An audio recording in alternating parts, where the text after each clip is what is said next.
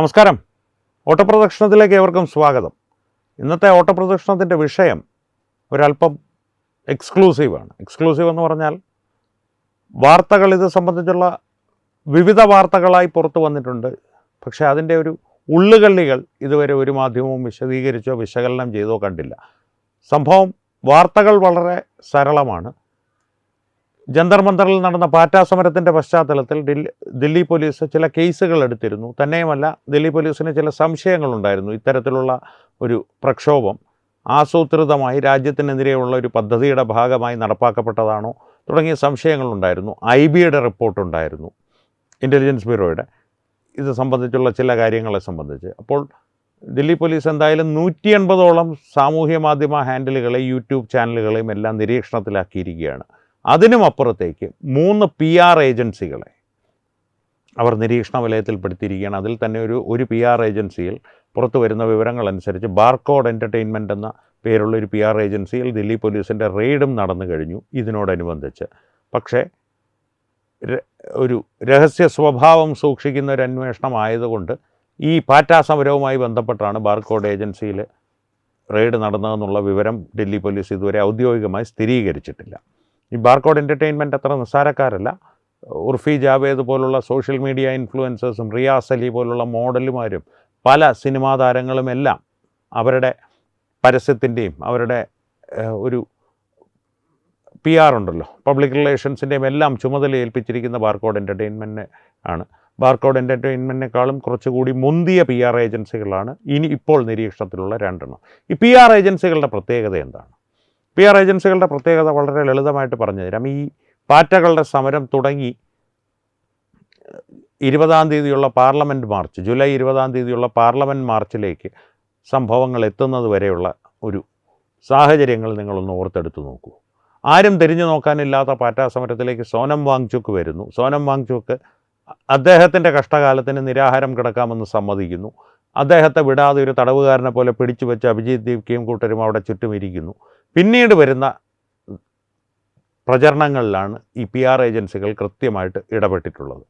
2 ദിവസത്തിനുള്ളിൽ സോനം സാർ മരിച്ചു പോകും, നിരാഹാരം കിടന്ന് അദ്ദേഹത്തിൻ്റെ ജീവൻ രക്ഷിക്കണമെന്നുള്ള PR സെലിബ്രിറ്റികളെല്ലാം രംഗത്തിറങ്ങി തുടങ്ങിയത് അതോടുകൂടിയാണ്. കൃത്യമായിട്ട് ഒരു കാര്യം പറയാം, ഉർഫി ജാവേദിനെ പോലുള്ളവർ ഒരു പോസ്റ്റിന്, ഏതെങ്കിലും ഒരു ബ്രാൻഡിൻ്റെ പരസ്യത്തിന് വേണ്ടിയിട്ടുള്ള ഒരു പോസ്റ്റിന് 2 മുതൽ 3 ലക്ഷം രൂപ വരെയാണ് ഈടാക്കുന്നത്. വൻ തുകകൾ ഇതിൻ്റെ പിന്നിൽ ഇറക്കപ്പെട്ടിട്ടുണ്ട് എന്നുള്ള കാര്യം നിശ്ചയമാണ്. PR ഏജൻസികൾ വളരെ ക്രിയാത്മകമായിട്ട് സാമൂഹ്യ മാധ്യമങ്ങളിൽ മുഴുവൻ ഒരു ഏകപക്ഷീയമായിട്ടുള്ളൊരു ആഖ്യാനം സൃഷ്ടിക്കുന്നതിൽ കൃത്യമായിട്ടും കാര്യക്ഷമമായിട്ടും പ്രവർത്തിച്ചു. സോനം വാങ്ചുക്കിൻ്റെ കാര്യത്തിൽ ഹൈക്കോടതി ഇടപെട്ടു. പോലീസ് അദ്ദേഹത്തെ ആശുപത്രിയിലേക്ക് മാറ്റി അദ്ദേഹത്തിൻ്റെ ജീവൻ രക്ഷിച്ചു. അദ്ദേഹം ജീവനും കൊണ്ടോടി നിരാഹാരം അവസാനിപ്പിച്ചിട്ട്.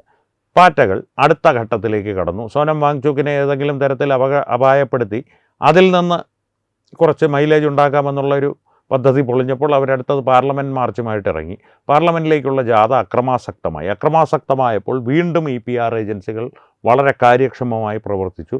പോലീസിൻ്റെ ഭാഗത്ത് നിന്ന് ലാത്തിയടി ഏൽക്കുന്ന വിദ്യാർത്ഥികളുടെ ദൃശ്യങ്ങൾ മാത്രം വളരെയധികം ഒരു സഹതാപം തോന്നിക്കുന്ന ബാക്ക്ഗ്രൗണ്ട് മ്യൂസിക്, പശ്ചാത്തല സംഗീതമെല്ലാം ഇട്ട് അതിൻ്റെ ചിത്രങ്ങളുമെല്ലാം പ്രചരിപ്പിച്ച് പോലീസുകാരെ ഒരു മൃഗീയ പക്ഷമായിട്ട് പ്രചരിപ്പിച്ച് കാണിക്കുന്ന ആൾക്കാരുടെ മുമ്പിൽ പ്രചരിപ്പിക്കുന്നതിൽ അവർ വിജയിച്ചു. അവർ ക്രിയാത്മകമായിട്ട് തന്നെ അതിൽ പ്രവർത്തിച്ചു. ഇത്തരത്തിലുള്ള പ്രവർത്തനങ്ങളാണ് ഈ PR ഏജൻസികൾ ചെയ്തുകൊണ്ടിരുന്നത്. കോടിക്കണക്കിന് രൂപ ഇവർക്ക് ലഭിച്ചിട്ടുണ്ടെന്നുള്ള കാര്യം ഏതാണ്ട് ഉറപ്പാണ്. ഇൻ്റലിജൻസ് ബ്യൂറോയും ദില്ലി പോലീസും സംയുക്തമായിട്ടാണ് ഇവർക്ക് പിന്നാലെയുള്ളത്. 180ഓളം സാമൂഹ്യ മാധ്യമങ്ങളിലെ ഇൻഫ്ലുവൻസേഴ്സിനെയും യൂട്യൂബ് ചാനലുകളെയും ഇൻസ്റ്റാഗ്രാം ഹാൻഡിലുകളെയും എല്ലാം ദില്ലി പോലീസ് നിരീക്ഷണത്തിലാക്കിയിരിക്കുകയാണ്. ഇനി മുന്നോട്ടുള്ള നടപടികൾ കുറച്ചുകൂടി കർശനമായിരിക്കുമെന്നാണ് പോലീസ് വൃത്തങ്ങളിൽ നിന്ന് നമുക്കറിയുവാൻ കഴിയുന്നത്. ഇൻ്റലിജൻസ് ബ്യൂറോയുടെ ഭാഗത്തു നിന്ന് ഉള്ള നീക്കങ്ങൾ മറുവശത്ത്. എന്തായാലും പാറ്റകൾക്ക് മേൽ കുരുക്കുകൾ മുറുകുകയാണ്. ഇനി വരും ദിവസങ്ങളിൽ ഏതൊക്കെ തരത്തിലാണ് ഈ ആഖ്യാനങ്ങൾ സൃഷ്ടിക്കപ്പെട്ടത് എന്ന് മാത്രമല്ല, കൃത്യമായിട്ട് ഇതിനൊക്കെ സാമ്പത്തിക സ്രോതസ്സ് ആരായിരുന്നു, അല്ലെങ്കിൽ എന്തായിരുന്നു, ഏത് ശക്തികളായിരുന്നു എന്നുള്ള വിഷയങ്ങളെ സംബന്ധിച്ചുമുള്ള അന്വേഷണങ്ങൾ കാര്യക്ഷമമായി തന്നെ നടക്കുന്നുണ്ട്. കാരണം ഇത്തരത്തിലുള്ളൊരു രാജ്യവിരുദ്ധ പ്രവർത്തനങ്ങളെ അങ്ങനെ വിടുവാനായിട്ട് കേന്ദ്ര ആഭ്യന്തരമന്ത്രി എന്തായാലും തീരുമാനിച്ചിട്ടില്ല എന്നുള്ള കാര്യം വ്യക്തമാണ്. അദ്ദേഹത്തിൻ്റെ ഭാഗത്തു നിന്ന് ഇതുവരെ ഒരു പ്രസ്താവന പോലും ഈ വിഷയത്തെ സംബന്ധിച്ചുണ്ടായിട്ടില്ല. ധർമ്മേന്ദ്ര പ്രധാൻ്റെ രാജിയിലൊഴികെ. പദവിയല്ല, രാജ്യമാണ് പ്രധാനം, ധർമ്മേന്ദ്ര പ്രധാന് എന്നുള്ള ഒരു പ്രസ്താവന ഒഴികെ മറ്റൊന്നും അദ്ദേഹത്തിൻ്റെ ഭാഗത്തു നിന്നുണ്ടായിട്ടില്ല. അദ്ദേഹത്തെ ഏതെങ്കിലും തരത്തിൽ സംസാരിപ്പിക്കുവാനും അദ്ദേഹത്തെ ഒരു കുറ്റവാളിയായി ചിത്രീകരിച്ച് കാട്ടുവാനുമുള്ള ശ്രമങ്ങൾ രാഹുൽ ഗാന്ധി ഉൾപ്പെടെയുള്ളവർ നടത്തുന്നുണ്ടെങ്കിലും പ്രധാനമന്ത്രി ജൻസിയോട് സംഭാഷണങ്ങൾ നടത്തുവാനായിട്ട് അല്ലെങ്കിൽ ജൻസിയോട് ആശയവിനിമയം നടത്തുവാനായിട്ട് ഇൻസ്റ്റാഗ്രാം ഉപയോഗിക്കുമ്പോൾ AI വീഡിയോ ഉപയോഗിച്ച് അദ്ദേഹത്തെ പരിഹസിക്കുവാൻ അഭിജിത് ദിപ്കെ ഉൾപ്പെടെയുള്ളവർ ശ്രമിക്കുന്നുണ്ടെങ്കിലും മറുവശത്ത് ഇപ്പോഴും ഈ PR ഏജൻസികൾ സജീവമാണ്.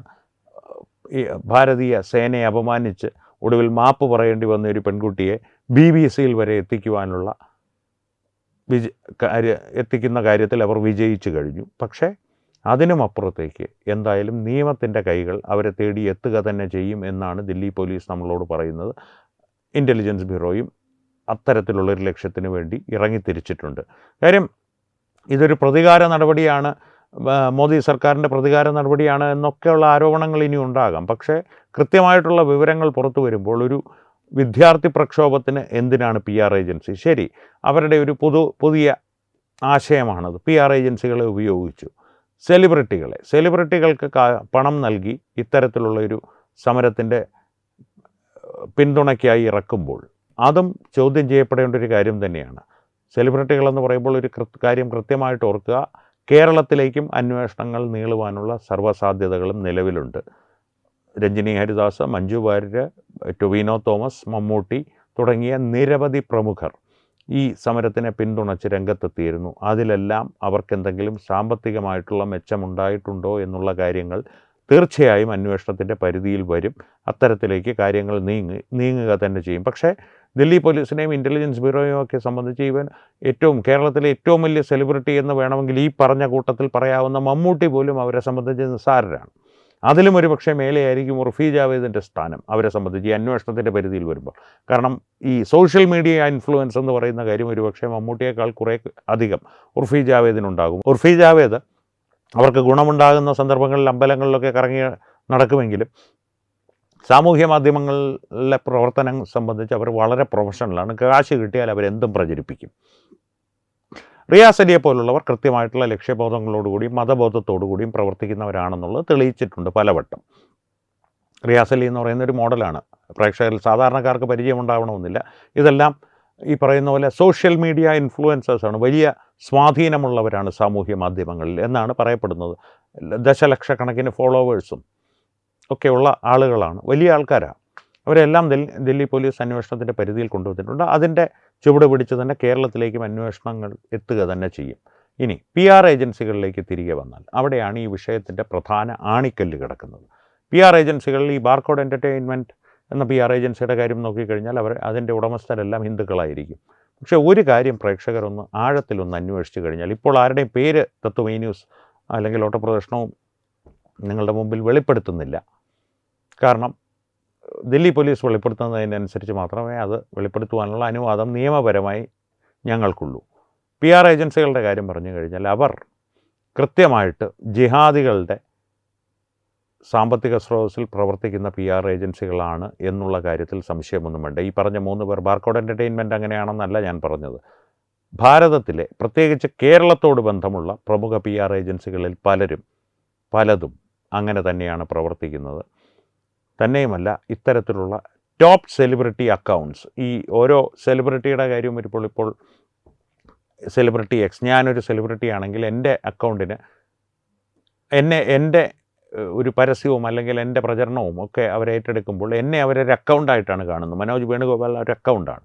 ഇത്തരത്തിലുള്ള സെലിബ്രിറ്റികളുടെ അക്കൗണ്ടുകൾ എല്ലാം കൈകാര്യം ചെയ്യുന്നത് അല്ലെങ്കിൽ ആ കൈകാര്യം ചെയ്യുന്നതിൻ്റെ കാര്യത്തിൽ അവസാന തീരുമാനമെടുക്കുന്നത് ഒന്നുകിൽ നല്ല ഒന്നാന്തരം ജിഹാദികളായിരിക്കും, അല്ലെങ്കിൽ ജിഹാദികളോട് വിധേയത്വമുള്ളവരായിരിക്കും. അതിലൊരു സംശയവും വേണ്ട.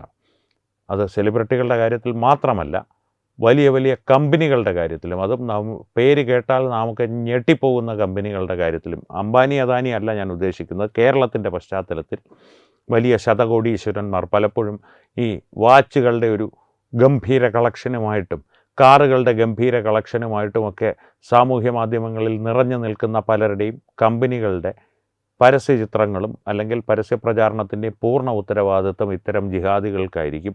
ഈ ജിഹാദികൾ തന്നെയായിരിക്കും ഇത്തരക്കാരെ പലപ്പോഴും സാമൂഹിക വിഷയങ്ങളിലേക്ക് വലിച്ചിഴച്ച് കൊണ്ടുവരുന്നത്. അവർക്ക് ആവശ്യത്തിൽ കൂടുതലുള്ളൊരു പരസ്യം കിട്ടും, അല്ലെങ്കിൽ ഒരു പ്രചാരണം കിട്ടും, പബ്ലിസിറ്റി കിട്ടും എന്നുള്ള ഒരു മോഹം കാണിച്ച്. കാരണം ഇവരെല്ലാം ഈ കാറും വാച്ചും എല്ലാം പ്രദർശിപ്പിച്ച് നടക്കുന്ന ശതകോടീശ്വരന്മാർ എല്ലാവരും തന്നെ ഒരു പബ്ലിസിറ്റി അഡിക്ട്സ് ആണ്. കാരണം അവർക്ക് ആ ഒരു ലൈം ലൈറ്റ്, പണ്ട് തന്നെ ഈ സിനിമാ താരങ്ങൾക്ക് ലഭിച്ചിരുന്ന ഒരു വെള്ളി വെളിച്ചം അത്രയൊന്നും ബുദ്ധിമുട്ടില്ലാതെ തന്നെ അവർക്ക് ലഭിക്കുന്നു എന്നുള്ളൊരു സാഹചര്യം സാമൂഹ്യ മാധ്യമങ്ങൾ ഒരുക്കിയിട്ടുണ്ട്. അതവർക്ക് വലിയ ഇഷ്ടമുള്ള കാര്യമാണ്. അതൊരു ഈഗോ ബൂസ്റ്റാണ്. ആ ഈഗോ ബൂസ്റ്റിലാണ് ഈ PR ഏജൻസികൾ പിടിച്ച് കളിക്കുന്നത്. അല്ലാതെ ഈ ശതകോടീശ്വരന്മാർക്കൊന്നും യാതൊരു രാഷ്ട്രീയ താല്പര്യവുമില്ല. അവർക്ക് ദുബായ് രാജാവോ അല്ലെങ്കിൽ ഖത്തർ രാജാവോ ഒഴിച്ച് മറ്റൊരു ഭരണാധികാരിയും അംഗീകരിക്കേണ്ട കാര്യവുമില്ല എന്നുള്ള രീതിയിൽ സസുഖം ജീവിച്ചു വരുന്നവരാണ്. അവിടുന്ന് അവർ പിടിച്ച് പുറത്താക്കുന്നത് വരെ. അപ്പോൾ ഭാരതം രക്ഷിക്കണമെന്ന് പറഞ്ഞു വരും. പക്ഷേ ദുബായ് രാജാവാണ്, പച്ചിക്കുഞ്ഞിനെ രചിച്ച ദുബായ് രാജാവാണ് അവരുടെ ഏറ്റവും വലിയ രാജാവ്. അതിനപ്പുറത്തേക്ക് യാതൊരു രാഷ്ട്രീയ ബോധവുമുള്ള ആളുകളല്ല അവർ. പിന്നെ ഭാരതത്തിൽ അവരുടെ നിക്ഷേപങ്ങൾ സംരക്ഷിക്കുവാനുള്ള സ്ഥാപിത താല്പര്യങ്ങൾ അവർക്കുണ്ട്. അത് ആർക്കായാലും ശരി. ഈ പറഞ്ഞല്ലോ, ബില്യണർ സെലിബ്രിറ്റീസിന്, യഥാർത്ഥ ബില്യണേഴ്സായിട്ടുള്ള അംബാനിയും അദാനിയും സെലിബ്രിറ്റീസ് അല്ല. അവർ സോഷ്യൽ മീഡിയയിൽ രാവിലെ അവരുടെ മറ്റേ 12 കോടിയുടെയും 25 കോടിയുടെയും വാച്ചുകളൊന്നും പ്രദർശിപ്പിച്ച് നടക്കാറുമില്ല. അംബാനിയുടെ കാര്യത്തിൽ ഒരു ചെറിയ തിരുത്തുണ്ട്. അനന്ത് അംബാനിയുടെ പിന്നാലെ നടന്ന് ഇവർ ഈ വാച്ചും കാറുമൊക്കെ മറ്റുള്ളവരുടെ മുമ്പിൽ പ്രദർശിച്ച്, അനന്ത് അംബാനിയുടെ ലക്ഷറി വാച്ച് കണ്ടോ, ലാലേട്ടൻ്റെ ലക്ഷറി വാച്ച് കണ്ടോ, ഇത്തരത്തിൽ യൂട്യൂബ് ചാനൽ നടത്തുന്നവർ അവരുടെ പിന്നാലെ പോയി അത് വിലയിരുത്താറുണ്ട്.